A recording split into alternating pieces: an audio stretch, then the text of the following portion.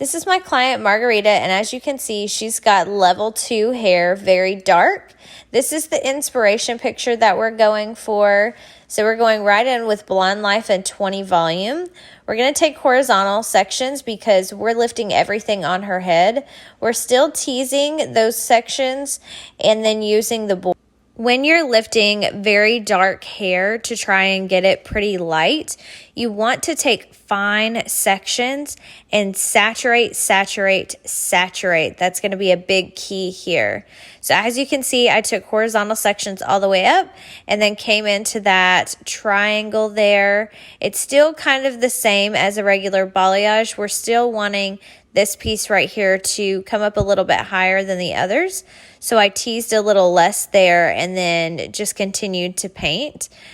Again, you really want to make sure you're saturating these sections and doing just a single fold versus placing another foil on top like you would with a regular foliage, because this needs to incubate.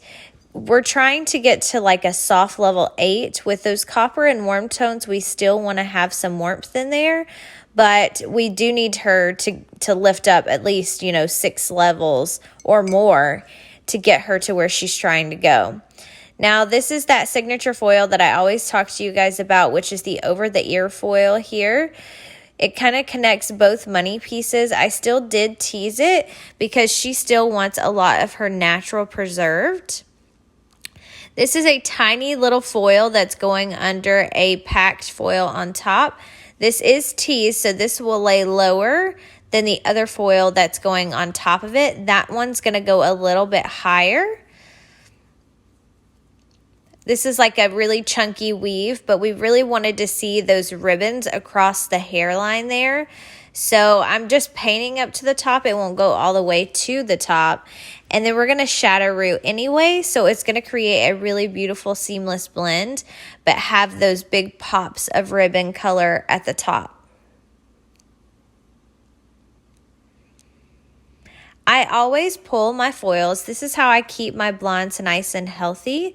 When they're finished, I pull them. And then in her case, because we teased, I'm going to go ahead and brush through her tease before we get to the bowl. I saw this at a class with Julie, and I think that it makes such a big difference, and it makes it so much easier. This is what she lifted to. This is right where we needed to be. This was perfect. Now we're going in with shades. We're doing a color melt. So we're starting off with a 4NB. That middle shade is going to be 6CB, mostly 6CB, 6CR, and then a little 6N just to make sure it levels out and doesn't go too orange. And then on the ends, we're going to have 8C, a little bit of 7CC, and then 7GB. Again, just to level it out. So here we went ahead and put in that 4NB everywhere. And I left the money piece for last. And this is me rooting that money piece. I always root them back so I can kind of control how much is getting on those front pieces, because we did put all that lightness there for a reason, so we want to make sure and preserve that. Now we're going in with the lighter color first. So we did the 4NB, which was the darker color. I wanted that to sit on the longest since that is going to fade her natural into the lighter stuff.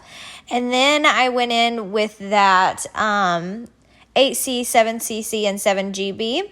I'm just brushing that through to make sure to get all those hairs.